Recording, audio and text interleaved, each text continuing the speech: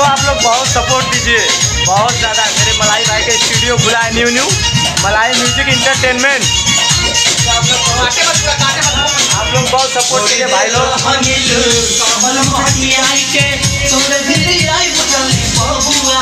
अरे भाई वाह,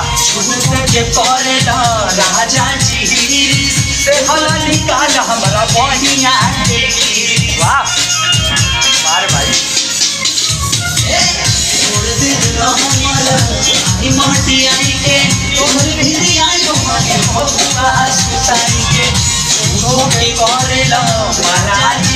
हमारे भाई को सपोर्ट करिए आप लोग से हाथ जोड़ कर निवेदन है।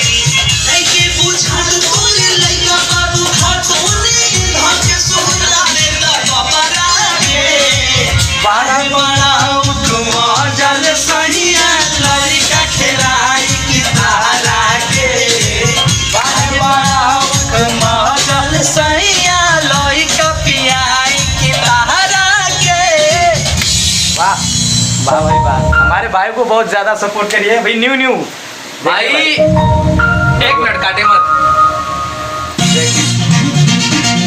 भाई। एक बात बताया आपको, स्टूडियो खोलना बड़का ही नहीं है, टैलेंट रहना चाहिए। देखो बैठ के गा रहे हैं, देख सकते हो, कुछ नहीं है।